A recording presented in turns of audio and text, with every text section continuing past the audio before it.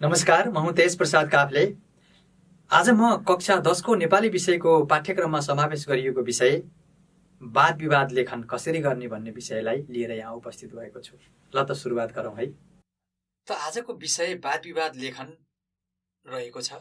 मैले यहाँ वाद विवाद लेखन कसरी गर्ने भन्ने विषयलाई स्पष्ट पार्न एउटा नमुना लिएर यहाँ उपस्थित भएको छु र यो नमुना मैले तपाईहरुलाई देखाउने छु।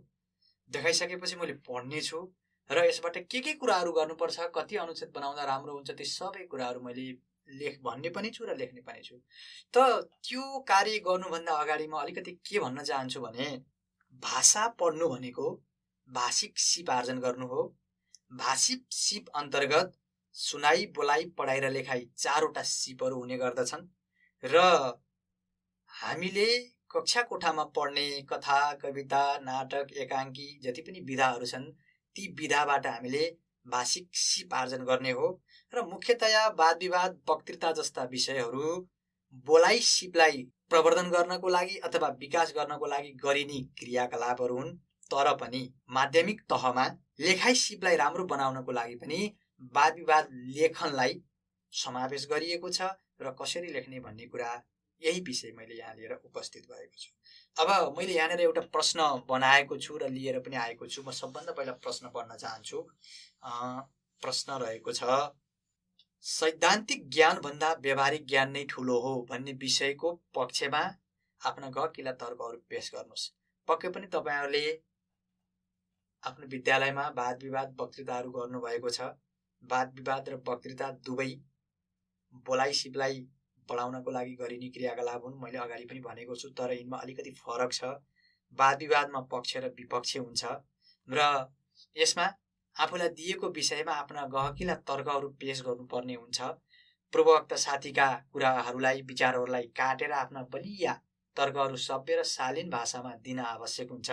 हेर्नुस् त, यहाँनिर पनि प्रश्न जुन मैले बनाएर लिएर आएको छु, एउटा कुरा गरेको छ सैद्धान्तिक ज्ञान अनि अर्को कुरा गरेको छ व्यावहारिक ज्ञान।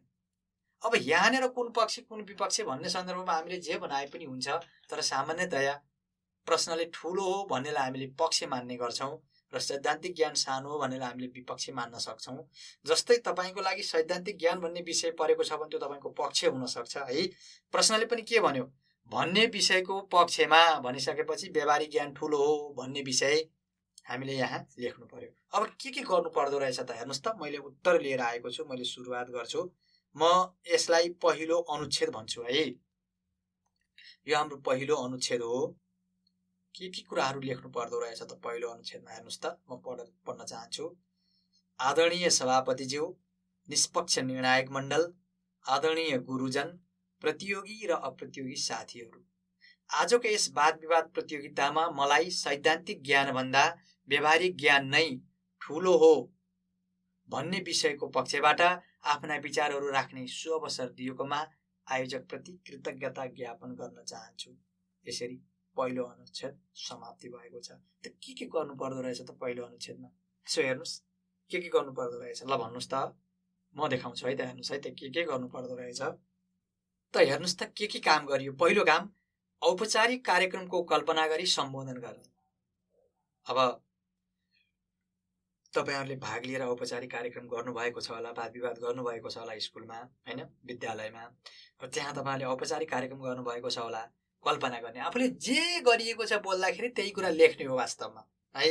र सम्बोधन गर्ने भनियो त सम्बोधन गर्दा के कुराको ख्याल गर्ने भन्दा पदीय मर्यादामा पद हुन्छ, हामीले पदलाई सम्बोधन गर्ने हो, ठूलोबाट गर्ने। जस्तो हेर्नुस् त, यहाँनिर सम्बोधन गर्न सबैभन्दा पहिला सभापतिलाई गरिएको छ।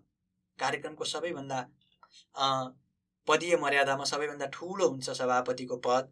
त्यसपछि अब अवस्था हेरेर कार्यक्रममा प्रमुख अतिथि हुन सक्नुहुन्छ होला।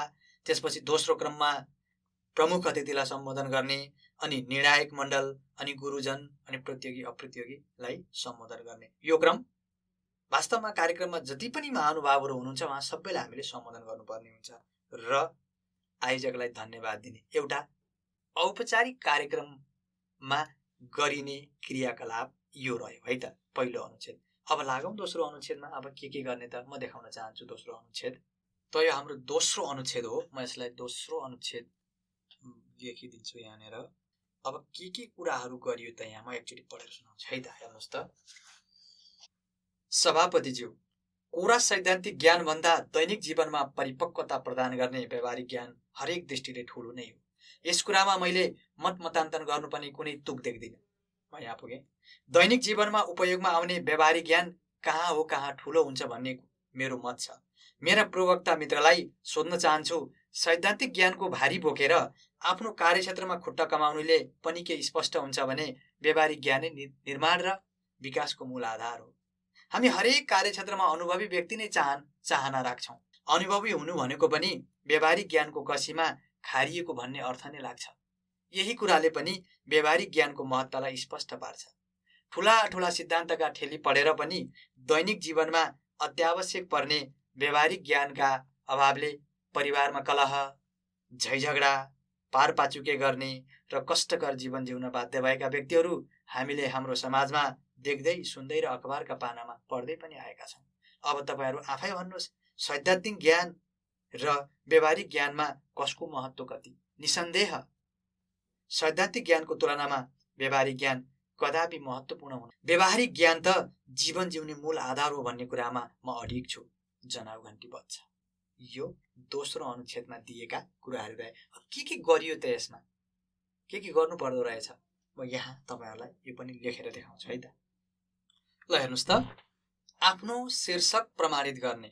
अब यहाँनिर शीर्षक भनेको जुन पक्ष र विपक्षको कुरा हुन्छ, आफ्नो कुन विषय छ, पक्ष अथवा विपक्ष के छ, त्यसमा ख्याल गर्ने, पुष्टि गर्ने र त प्रमाणित गर्दाखेरि उचित तर्क विचारहरू दिने, उचित तर्कपूर्ण विचारहरू प्रस्तुत गर्ने र तर्क दिँदा सान्दर्भिकताको ख्याल गर्ने, समय सान्दर्भिकताको, त्यसलाई उदाहरण दिने प्रयास गर्ने र भाषा जहिले पनि शिष्ट भाषाको प्रयोग गर्ने।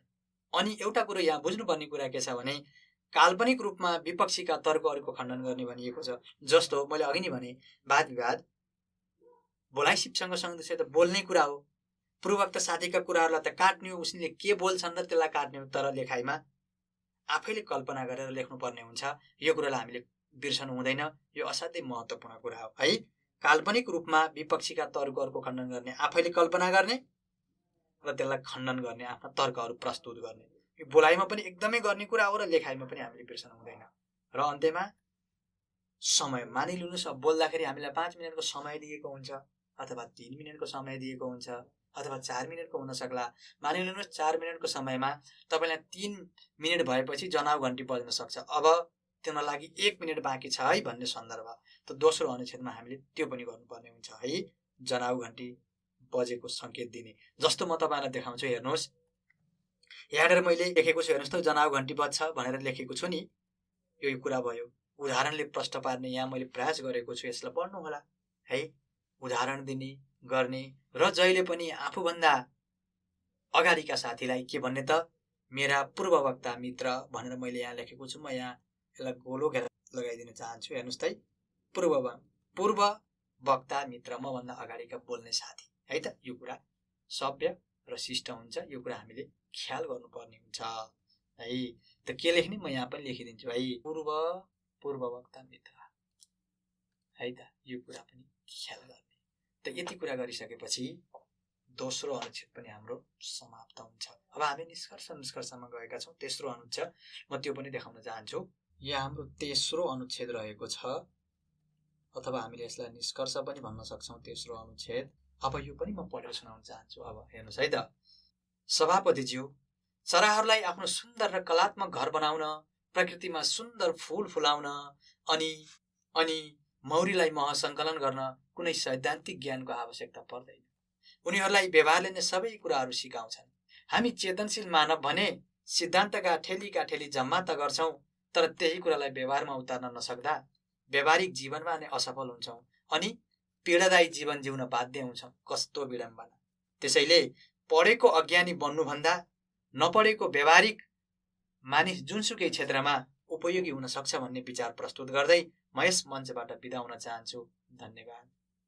अनि अन्त्यमा घन्टी बज्छ भनेर यहाँ लेखिएको छ। यति कुराहरू दिने। अब के गर्नु पर्दो रहेछ त यसमा पनि चर्चा गरौँ। त यहाँनिर मैले लेखेँ, पुनः आफ्नो शीर्षकका पक्षमा बलिया तर्कहरू प्रस्तुत गर्ने। हेर्नुहोस् त, सबै विचारहरू शीर्षकलाई पक्षलाई बलियो बनाउनका लागि दिएका विचारहरू छन्। व्यावहारिक पक्षलाई बलियो बनाउने भनेर चाहिँ मैले यहाँ लेख्ने प्रयास गरेको छु। धन्यवाद सहित समाप्त गर्ने कार्यक्रमलाई यहाँ धन्यवाद दियोलाई हेर्नुहोस् है। र अन्त्यमा समाप्त भएको जनाउ घन्टी बजाउने। यति गरिसकेपछि वाद विवाद देखन पुरा हुन्छ। अब यहाँनिर एउटा बुझ्नुपर्ने कुरा के छ भने निसन्देह हामी बोल्दाखेरि यहाँ लेखिएका भन्दा धेरै कुराहरूको हाम्रो तयारी हुन्छ र हामी लेख्छौँ। तर लेखाइको दृष्टिकोणले बोल्नुभन्दा लेख्न गाह्रो कुरा छ। थोरै समय हामीलाई परीक्षामा पनि समयको पाबन्दी हुन्छ। त्यो समयको पाबन्दीमा रहेर हामीले लेख्नुपर्ने हुन्छ। यी सबै कुरालाई हामीले ख्याल गर्नुपर्ने हुन्छ। त्यसैले वाद विवाद गर्दा होस् अथवा लेख्दा होस् हामीले सबैभन्दा पहिला दिएको शीर्षकका विषयमा बुँदा नै तयार गर्ने हो।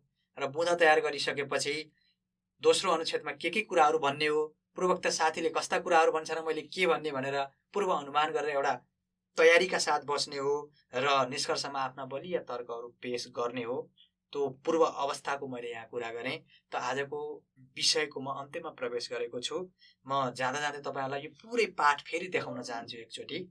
त मैले अघि तपाईँहरूलाई जुन भाग भाग गरेर देखाएको थिएँ, पहिलो, दोस्रो, तेस्रो, मैले यहाँ पूर्ण पाठ देखाउने प्रयास गरेको छु। यो हेर्नु होला। यसलाई हामीले पहिलो अनुच्छेद भनौँ। अनि यसै गरी यहाँदेखि यहाँसम्मको भागलाई हामीले दोस्रो अनुच्छेद भनौँ र अन्तिममा रहेको यो निष्कर्ष भनौँ यसलाई। अथवा यसरी वाद विवाद लेखन हामीले गर्नुपर्ने हुन्छ परीक्षाको दृष्टिकोणले अथवा लेखाइमा है त पाठको म अन्त्यमा आइसकेको छु। म जाँदा जाँदै गृह कार्य दिन चाहन्छु तपाईँहरूलाई।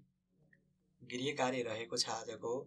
त हेर्नुहोस् त मैले प्रश्न लेखेँ, छोरीलाई पैतृक सम्पत्ति भन्दा शिक्षाको खाँचो छ भन्ने विषयका पक्षमा आफ्ना गहकिला तर्कहरू पेश गर्नुहोस्। यो प्रश्नहरू गर्नु होला है। यहाँनिर चाहिँ पक्ष भनेपछि के भयो त? सम्पत्ति होइन, शिक्षा चाहिन्छ भन्ने कुरा पक्ष भयो। यो पक्षका बारेमा जसरी मैले पहिलो, दोस्रो, तेस्रो अनुच्छेद बनाएको छु, जे कुराहरू भनेको छु ती कुरालाई ख्याल गरेर लेख्ने प्रयास गर्नु होला। त्यस्तो कुनै समस्या, सल्लाह र सुझाव भएमा हामीलाई इमेल पनि गर्न सक्नुहुनेछ। हाम्रो इमेल ठेगाना रहेको छ learning@dearwork.edu.np। हस्त धन्यवाद।